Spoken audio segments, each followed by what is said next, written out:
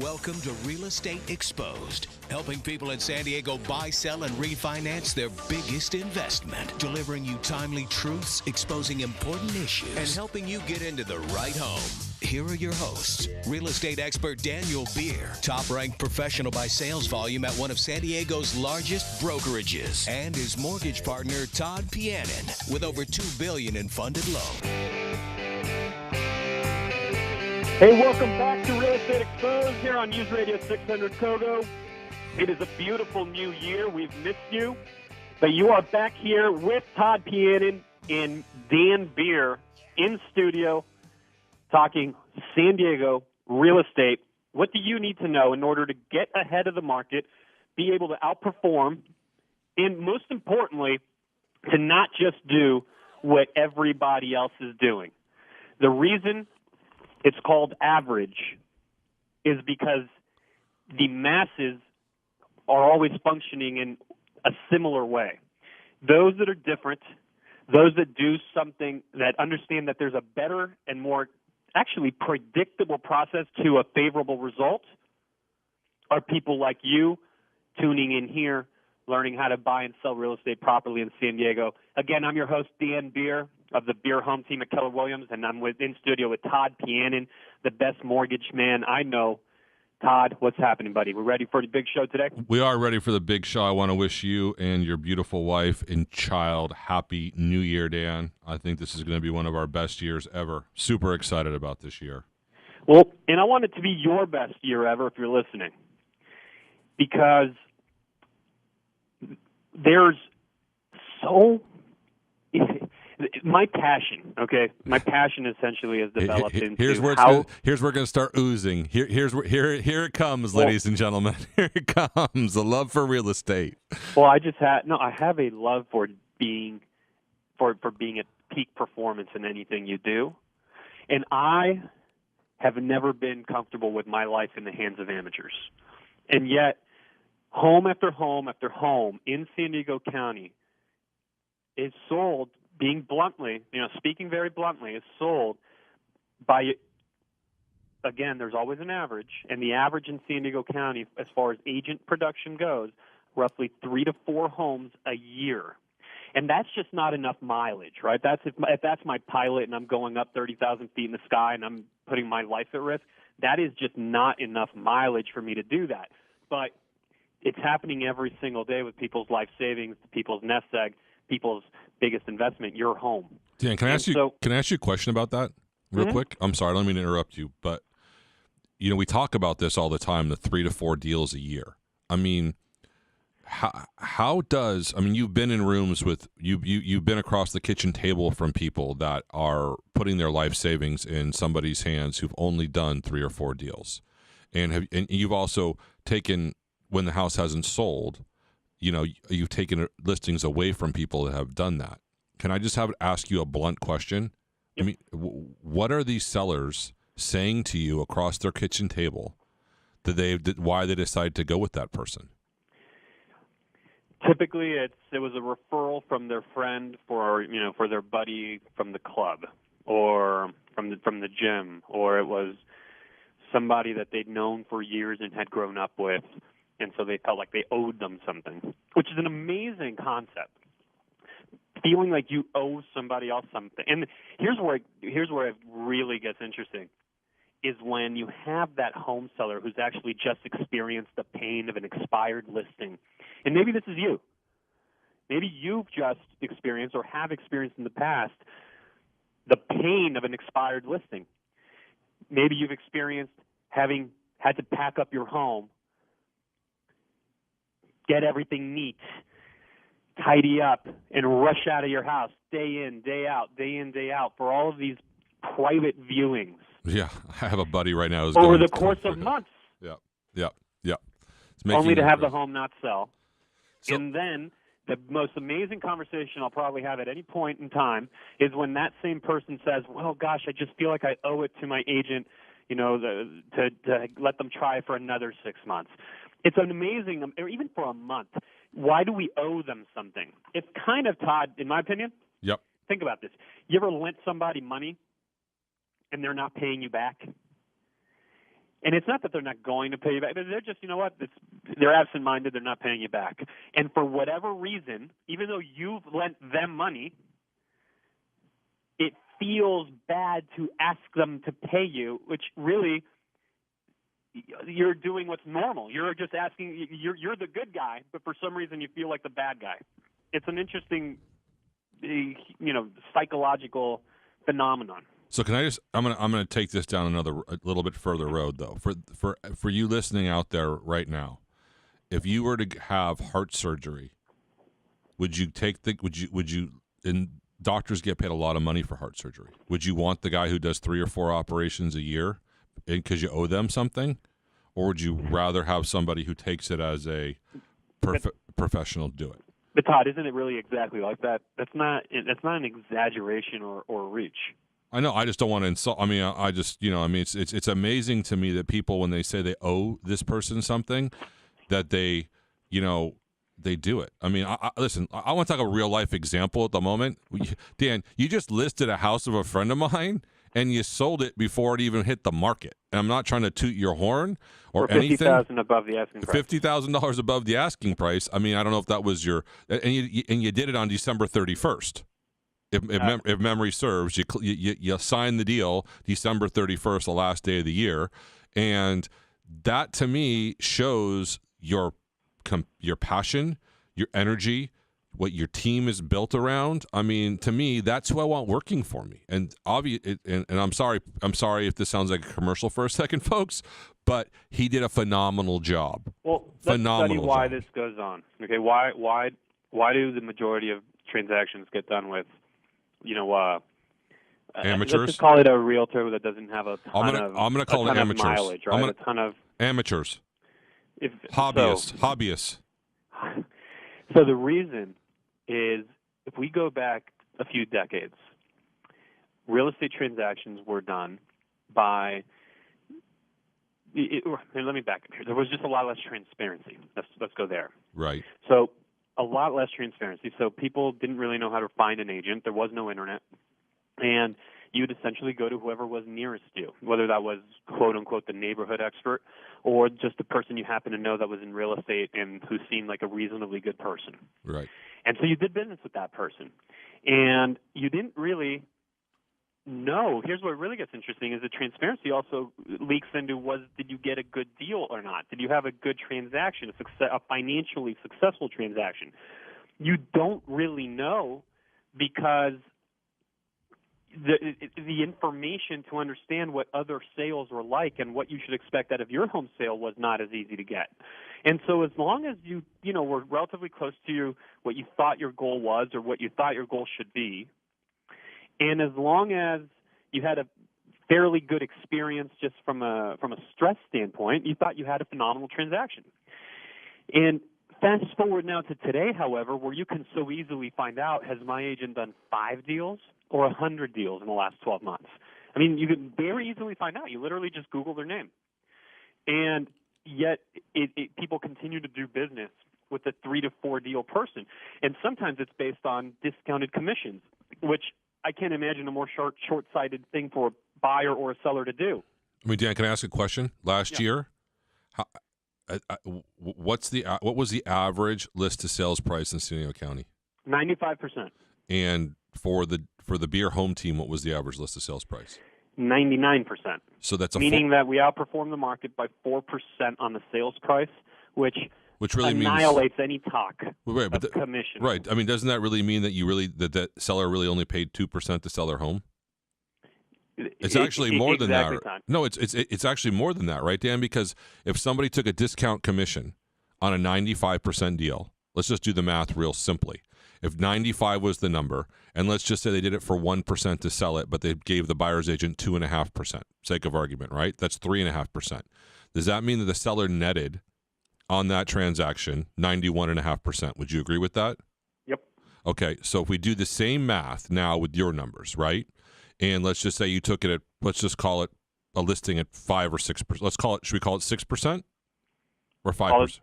Well, as you know, we work with a commission, A menu, but a menu of commissions. So we let's- have a flexible commission schedule, and it depends on the deal. But just use your traditional, typical, national average 6%, just for the sake of the example. okay, so 6%,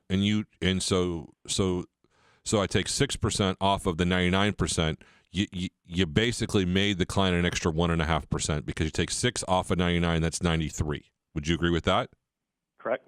So that means there's a 1.5%. You actually made sellers 1.5% more on their homes last year than the average agent in San Diego County. Would you agree with that? Well, no, we have to have a math exercise here. 4% more, Todd. No, 4%. I'm saying, but I'm saying based on if we took a discount broker versus you, the 3.5 versus the 6. Even in the Just as an example, I was discount using. broker, you have to factor in if you're going to specialize it like that. The discount broker. Well, we don't have we sold don't, for far less than 95%. Right. We don't have to do all. average. We don't have to do that. But basically, you brought the sellers much More more money. That's all we care about. At the end of the day, more money. More money, more money. Show me the You money. know who's losing money, Todd? Who's that? Tenants. We're coming up out of the break. We're going to talk about what home prices have done in San Diego County over the last 12 months, what rent has done in San Diego County over the last 12 months.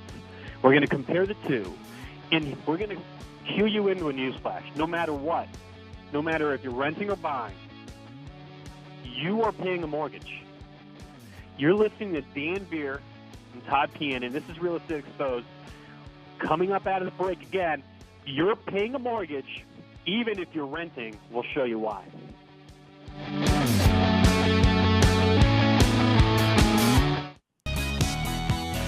Welcome back here with Dan Beer and Todd Pian, and this is Real Estate Exposed, and we're discussing buying versus renting. Shocking numbers coming out of a study, Todd, that you brought to my attention.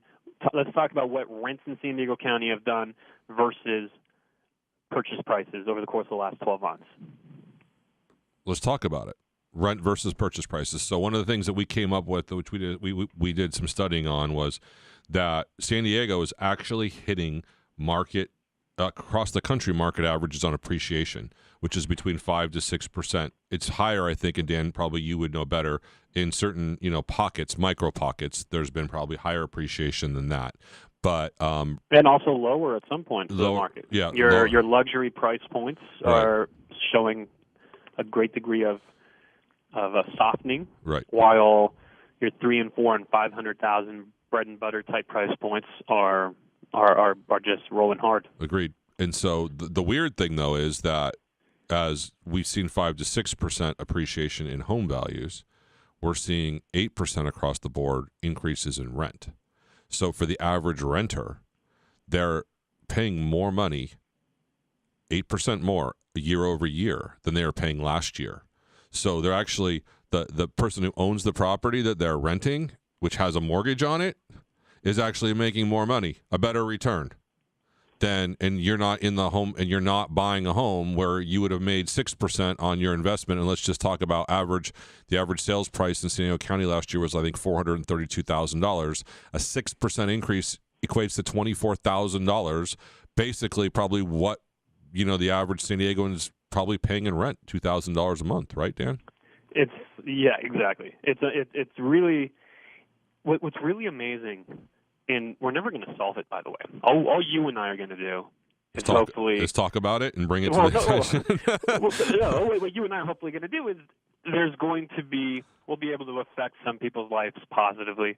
You listening, having this rent-buy conversation in your own mind. We're going to be able to get to a certain amount of people, but the reality is we'll never get to a place where they're just simply everybody owns their home, which I, to be very blunt, would love from an idealistic standpoint, but right. I would hate because I make great money being a landlord. Right.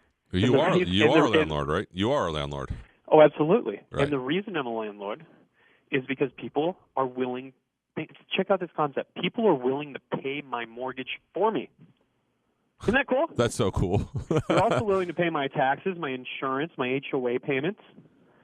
They're willing to literally do all that for me, and then they give me an extra $100 or $2 every month just as a thank you for allowing them to pay all of my expenses on my behalf. So one of the Isn't that cool? That's super cool. That's what being a landlord is, folks, and that's what being a tenant is.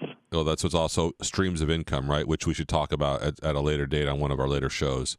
But the other interesting piece that came out in this article was: did you know that the whole market of San Diego County is worth $600 billion? Seems like a lot of money, doesn't it, Dan? Well, this was really an interesting article. So I'm going to take you through it in case you didn't read it.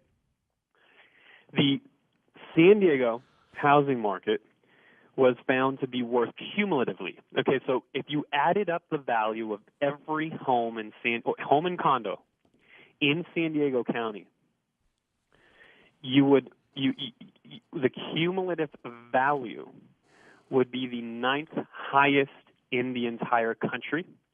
It would be ahead of metropolitan areas such as Philadelphia, Seattle, Dallas, Denver, Portland, Atlanta, and those are huge cities. Okay, some of those are much larger cities. More people than we have. San Diego County. Yep. So that's highly interesting. The cumulative value of San Diego real estate reached $596 billion. Okay, up 6% from last year. Now, there's so much we can extrapolate from this study. The one comment I want to make so people don't get scared was in 2005, pre-crisis, right? We got up to $605 billion.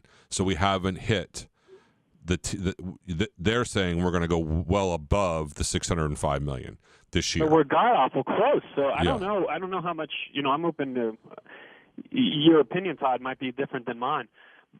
But we're awfully close. We're awfully close, so it's going to be something interesting to watch. And let's go there in just a moment.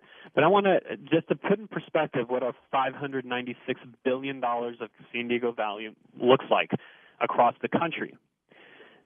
The number one most valuable market in the country was L.A., Los Angeles.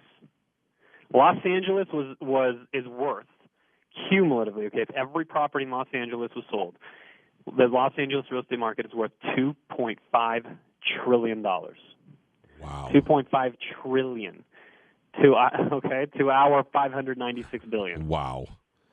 So that's a tremendous, just a tremendous difference there. And by the way, this is home values, not including commercial property. When you go from LA, the second highest was New York. New York came in at $2.4 trillion. And take a look at this, San Francisco, which is really among the most expensive places to live in the entire world. You have more than $1 trillion drop from New York to San Francisco. New York is at $2.4 trillion. San Francisco came in at $1.3 trillion of value. But they're not probably including, Dan, like Palo Alto in there and that kind of stuff. Yeah, absolutely. I think it's just simply a smaller area. Right. It's way smaller. It's a smaller area. Right. Washington, D.C. followed with $975.1 billion, but San Diego came in at $596 and ahead of some very large metropolitan areas. But let's go back to your point, Todd. Where are we in the cycle? Okay, where are we? Are we closer to peak or are we closer to the trough? Because what I'm looking at is that the peak cumulative value of San Diego real estate ever added up to $603 billion in 2005, and today we're only $6 billion. $7 billion, under that. So what do you think? That's why I'm your numbers guy. What do I think about it? I think that if you look historically, that usually exceed the bottom. You exceed the last high by 10 to 20%. So my prediction is that we've got a 2 to 3 year run here that we're probably going to end and peak out close to $700 billion. That's my prediction. But now, let me bring a little reality. Well, yeah, sure, it's reality. It doesn't mean I know exactly what way if the market's going to turn tomorrow morning or a month from now. But I do believe we're closer. I think before we hear what Dan has to say, I think that we need to give people our phone number and because we're about running. We got to run into break right now. All right, well, you can reach us at 800-676-2420. You can connect with us at Beer Home Team on Facebook or Real Estate Exposed on Facebook. You could also find Todd Pianin, Home Street Bank. But think about this. Think about how much more inventory there is to add into that number today than there was in 2005. There's been a ton of construction. There's been a ton of high-rises downtown, subdivisions built.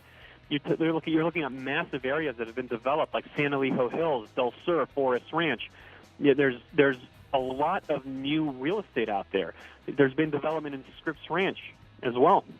So when you look at how many homes are added into this, I actually think it plays into your point, Todd. There could be a lot more to go here because we're not even adding in yet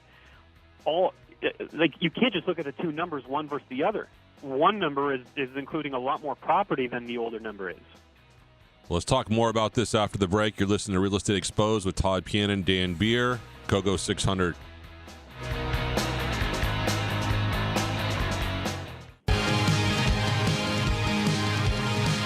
Welcome back. It's Real Estate Exposed here on News Radio 600 KOGO. We're going to tell you how you can connect with us directly. You're listening to Dan Beer of the Beer Home team at Keller Williams Realty, number one Keller Williams team in the San Diego County market by production and by sales volume, by sides.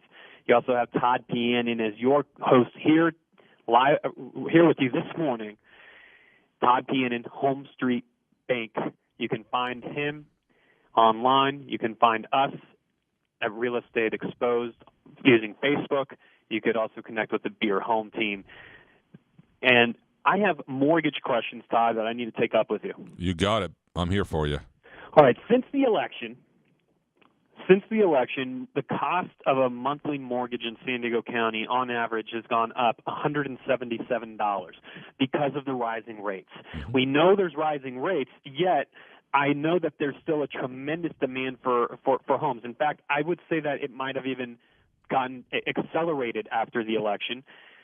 What's the cause of that? Are people just afraid of, rates continuing to rise, or what's going on, and what would you do about that if you were a buyer? Okay, you got a couple questions there. So, I always have a few. Yeah. So first off, I would say that the reason why the uncertainty was over, right? So that was the one thing. So I think that now that we have a new president-elect, and this week the Electoral College stamped his approval and said Trump is now going to be for sure the president. So I think that people who were on the sidelines and didn't know what was going to happen I think that was the one reason why it didn't stop people from buying. The second thing I think is a misleading answer that the newspapers have published about payments going up, because you have the ability. People are so used to, in a low interest rate environment, paying 0 points, 0 fees. In a purchase market, most people pay points. Most people pay fees.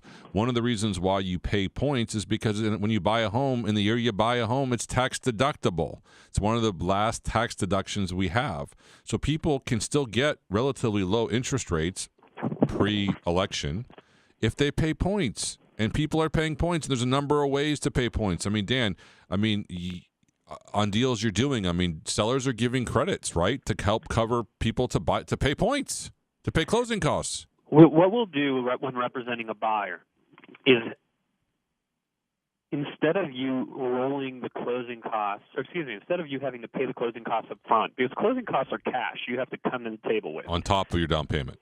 Exactly. Correct. So let's imagine you're buying a home and you have a $50,000 or a $75,000 down payment. Let's go with $75,000. Right. You might have $6,000, $7,000, $8,000 of closing costs, maybe more. Well, the rule of thumb is really 1 to 1.5% of the purchase price is what we tell people. So you're going to literally have to come with that cash. So while your down payment's while your down payment might be $75,000, you're actually going to have to bring maybe $83,000 to the table. So instead of you having to bring that extra cash, especially when you're getting such a great rate like you have today, even with the interest rate rise, you have a historically phenomenal rate. A strategy you can use is actually to have the seller pay those closing costs for you.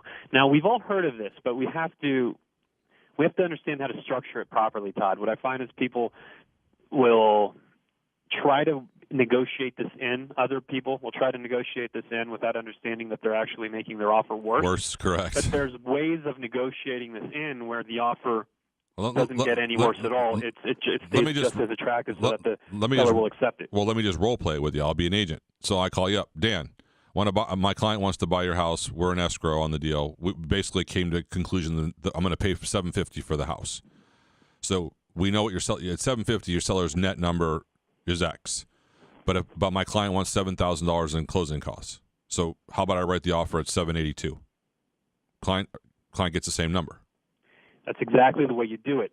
What a lot of people do is they'll say, okay, we'll pay the $750 minus the closing costs. That's where you end up getting rejected and kicked out the door and told never to come back. Well, that's when you're not working with a professional, right? You're working with a hobbyist, probably.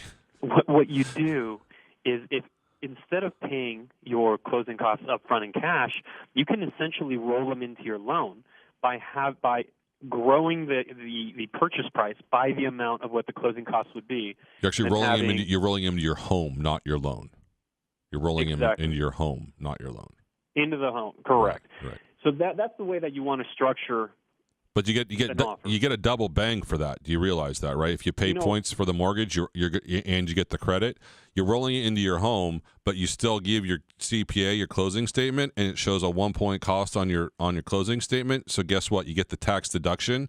So you're actually saving that money, and even though you put it into even though you've increased the purchase price on the house. Which really very few people understand that or realize that deduction is available.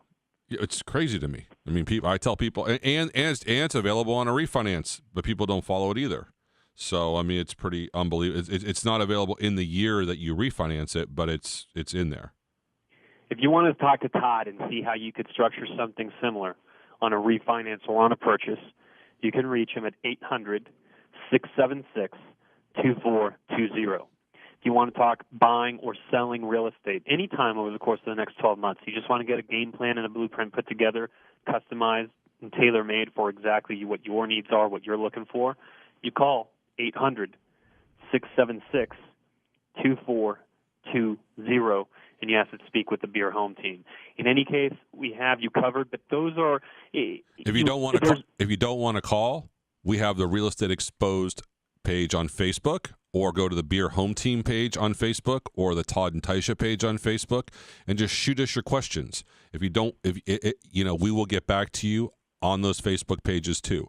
So don't be, you're not one of those people who want to call and you feel like we're going to give you a hard sales pitch or something like that, then go for it. Just post those questions on Beer Home Team, Real Estate Exposed, or Todd and Taisha.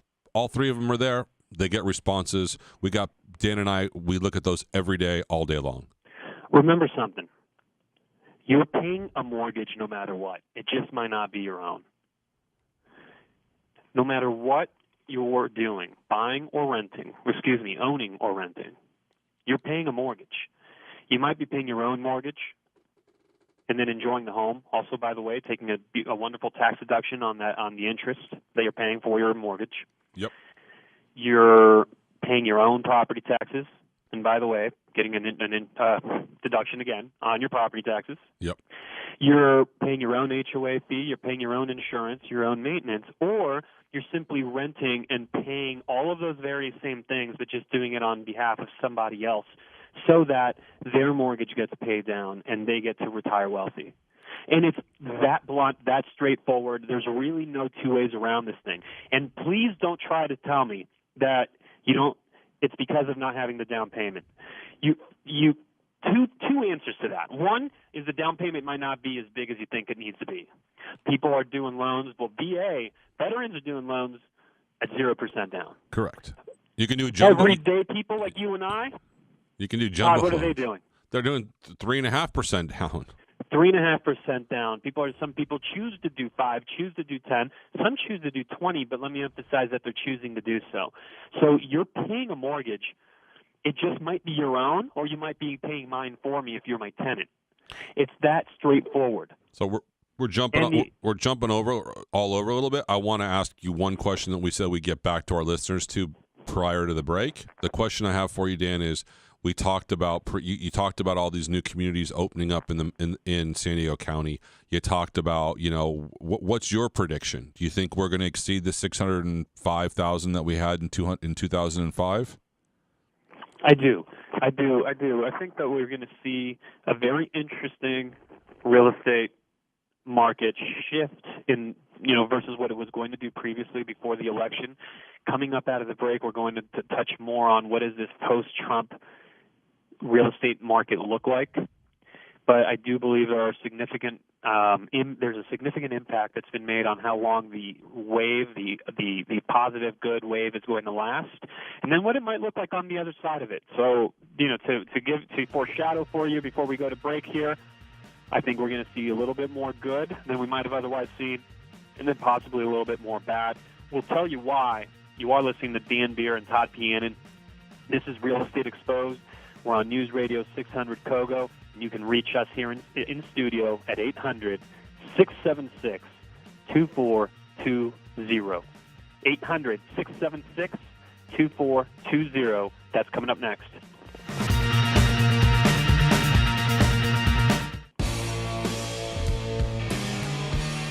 Minimum wage set to go out the roof.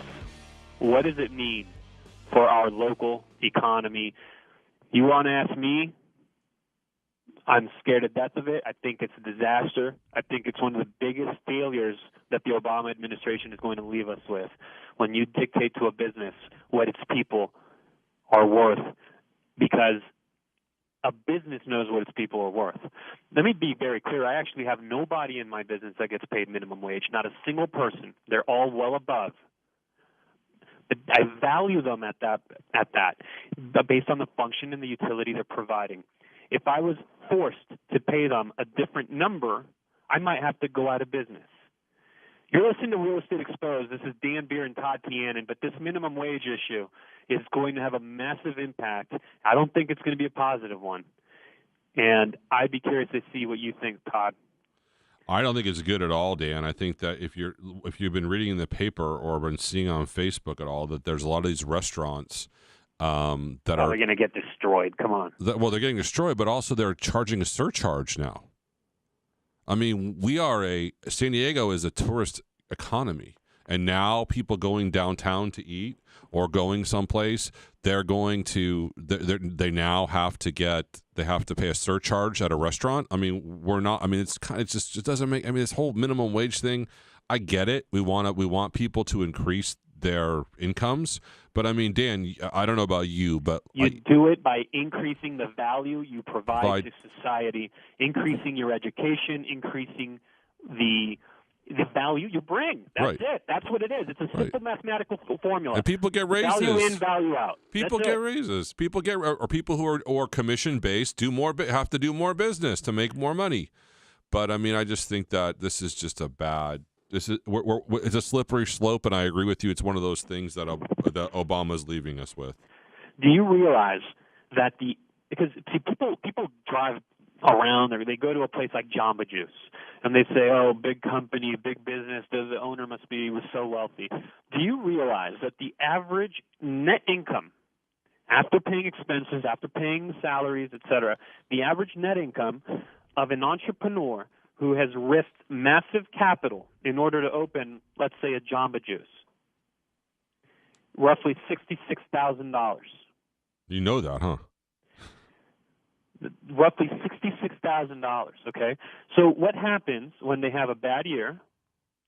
And by the way, their people also have to earn beyond their beyond the natural income that the economy would provide for them. But rather, they have to earn what a politician has decided from a chair sitting somewhere in Sacramento. I mean, people, if you're a small business owner, you get it. If you're related to one, you know one, you get it.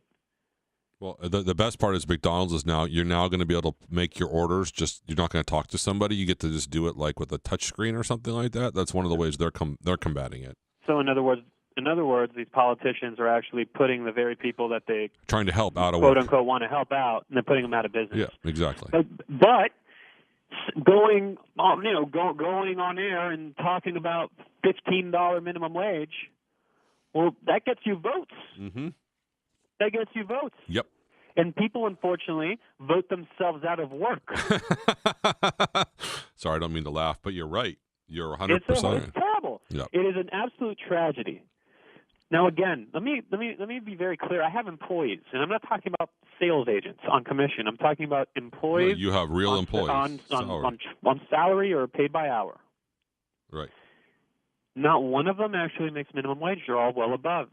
Having said that, that is relative to the value they provide the business. And we're actually in process right now of hiring a runner for our business. Okay, this is going to be a guy or gal, gentleman or a lady who drives and gets brochures or signs or paperwork or whatever might need to happen. We're just driving, going to be checking on properties. We do weekly property checks to make sure that there's nothing broken, there's nothing wrong, that the lights are off, et cetera. So anyhow, this is going to be more along the lines of a minimum wage job. It's it's a job. It doesn't take a high education. It's the right job for the right person. Now, when the government tells me I still have to start paying that person 2 times more, 3 times more from what I want to pay them, or even 30% more, we very well might choose not to pay them at all and just not to hire them. Because what a lot of people don't realize is that there's also payroll taxes involved, there's workers' comp, there's Social Security, there's all the Medicare, Medicaid, Medi-Cal, whatever, all that. There's a lot of additional expense. There's payroll processing. There's so much expense involved. Health benefits, forget about it. Okay? So you are voting yourself out of business by voting for politicians that simply know what to say in order to get a vote. Well, to get handouts, right? They're buying. I would say it's almost like buying votes. It's a touchy subject, and somebody might call up and yell at us. And if you want to call up and yell at us, please do. We'll entertain the conversation. We'll have an intelligent, back and forth, respectful conversation. Number is 800-676-2420. Okay, 800-676-2420. But that's going to be interesting to watch. It's going to also be interesting to watch how it just trickles into the entire economy. And, of course, always real estate is never insulated from any of it. Now, Todd, what do you see as we head into the last minute here of the show? What do you see a Trump presidency? What's been the impact over the course of the last week or two? Or over the course, really since he's been announced. But what changes have you seen? What's your current prediction? Well, I see that we have a better stance on Israel. I see that we're seeing. Oh, absolutely. I see that we're seeing companies who are thinking about moving their companies to Mexico have turned around and changed. I mean, I think GMC or Chevy just announced this week they're not opening another plant in Mexico and they're keeping a lot more jobs here. I see, him saying that, he's still talking about the wall. So I think we're going to see a wall come up, but I mean, I think that, I think we're going to see a lot of change. I mean, I do see that, we saw the Republican Senate, basically dismantle Obamacare as well, but we're running out of time. This is Todd Pianin, Daniel Beer, Real Estate Exposed. It's been a pleasure talking to you. Home Street Bank, member of the FDIC, equal housing lender, NMLS ID number 304014, and you can find us on Facebook.